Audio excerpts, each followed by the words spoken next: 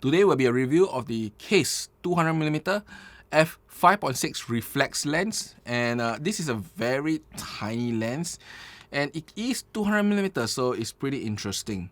I'm Richard and welcome to Zappy Productions, and before we start, I want to thank XLR Revolution for loaning me this copy of the lens, as you know, it allows me to bring you this review that it's pretty fun. I mean, this is an interesting novelty lens that if you are the type that wants it, I think you know who you are.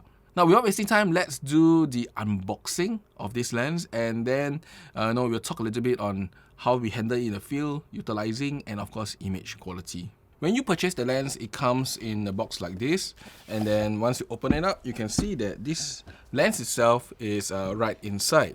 Now, there are, of course, the usual paperwork that you can actually see, case paperwork, warranty cards and stuff. And underneath it is actually the lens itself, and this is the lens, right? Now, the lens itself is actually, as you can see, very, very, very small. And this is a mirror lens, so you open up, you can see the reflective mirror area. And then there is a small little hood on the side here, you can see. And this one attaches to the top by just screwing it on. Now, once you screw on the hood, you can actually still attach the lens cap onto the front of the lens. So it makes it very, very convenient. Now, there is also, of course, a carrying bag. And this can be used to carry the lens itself by just slotting it in. Now, I won't be using this carrying bag, I'll just leave it inside. But this is what Kase provides you as part of the entire package itself.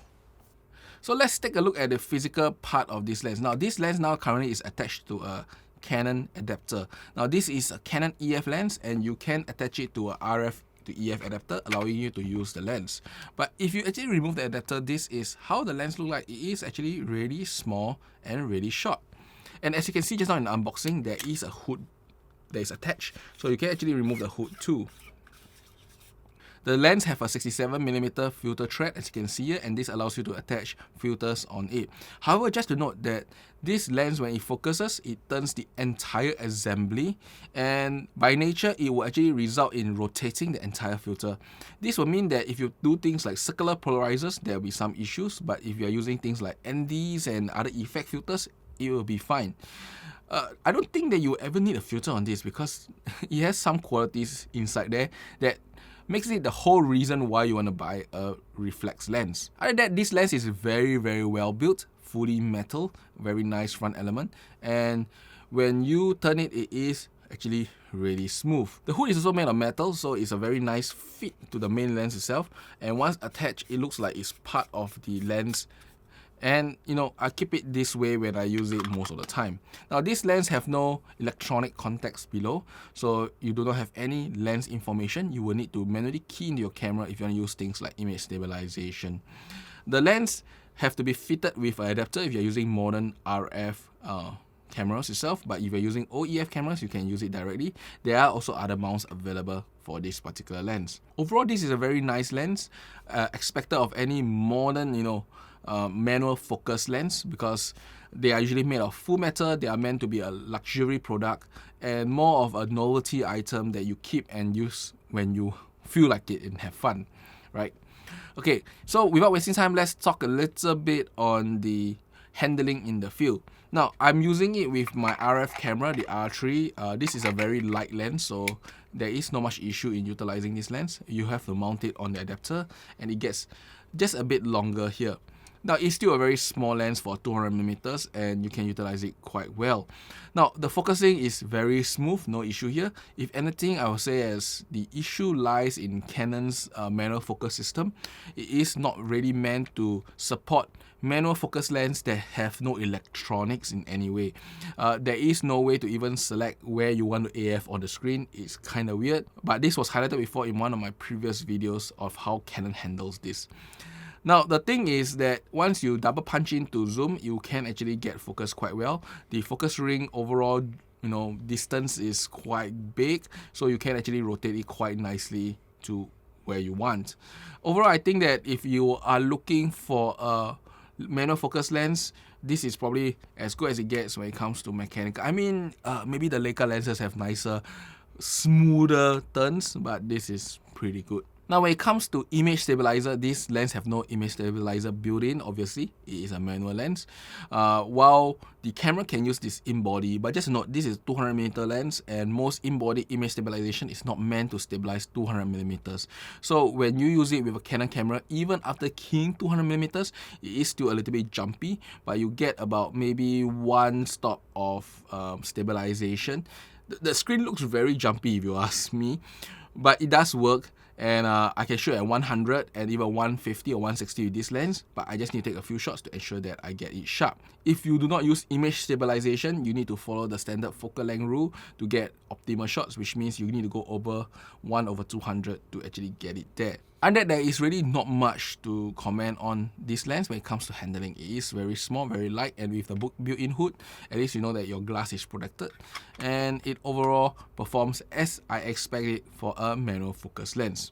So now let's talk about the optical quality of it. Now this is a 200mm f5.6, so as such I won't talk about any night scenes because it is a relatively slow lens, and with 200mm I don't think that night scene is the way to go because you will have to use a lot of ISO to compensate it. Now let's talk about daytime, and you can see from the shot outright, on general, right, it is pretty okay. I mean, if you look from the zoom out view. And this lens does have an effect of kind of like using a black mist filter, about 1/8 to 1/4. There is a slight hazing in the shot. And as this lens have no way to manually change your aperture, you will not get any sharper photo by stopping down because that's not possible. So when you actually zoom in and see, the sharpness is okay, the details are okay. For modern lens standard, obviously it isn't the greatest, I have to honestly say. But for a reflex lens, considering that this is a very modern reflex lens, I think it's okay. The sharpness is more than good enough to utilize for the purpose of own personal usage, and taking portraits with it can have a very interesting effects. I will show you later. Now, other than the hazing, there is not much other aberrations. There is no notable chromatic aberrations that I saw in the shots itself, and I look around the entire scene for the highest contrast area. There is actually still no chromatic aberrations that I can see. Now that is of course a synthetic test. Now let's take a look at real life shooting of portraiture. 200mm is a very good portrait, focal length. As such, shooting portraits with it is probably one of the reasons why you want to buy a 200mm reflex lens. And you can see here the image quality wise, zoom out wise, it really looks like a shot utilizing a black mist filter. So it is slightly hazy but not too much, and then there is good amount of details everywhere. Zooming in, the details, obviously this is not a super modern lens sharpness. You don't get individual lashes all the way, but it still retains good amount of details. I have no complaint on it. It really looks like I applied a black mist filter because the skin does glow a little bit and it makes it smoother and nicer. And if you are into vintage lens look, this is a modern take of a vintage lens, which means you get that vintage kind of feel, but with a slightly more modern take in terms of detail and sharpness. Now, reflex lens have one of the more interesting bokehs. It's a ring-like bokeh, as you can see in the back. This bokeh itself is part of the lens. You can't do much to it. If it's either you like it or you don't, and more often than not, people who buy reflex lens want that bokeh. So if you are into the bokeh itself, this is the best reflex lens you can get because it is actually sharp and very usable for most portraitures. Other than that, I have nothing much more to say about this lens. I mean, this is a novelty lens, and today the price is about 700 Sing dollars, as you can see on the screen now. Now, 700 Sing dollars translates to about 500 USD, so depending on where you are, this price may change.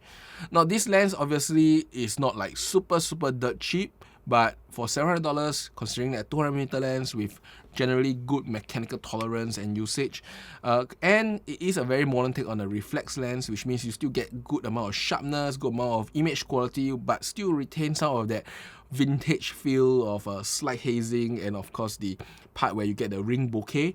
I think if you are into a reflex lens and you want that novelty look for your portraits, this is the lens for you. Now, If you are looking for a very modern take of lens, don't get it. Get a normal, some Sigma lens will actually make you happier. But if you are having fun and you want to take some interesting portraits, this is the lens to consider. Once again, I want to thank SLR Revolution for loaning me this copy of the lens. Without them, I wouldn't have been able to bring you this particular review here. And I'll see you guys next time. Bye-bye.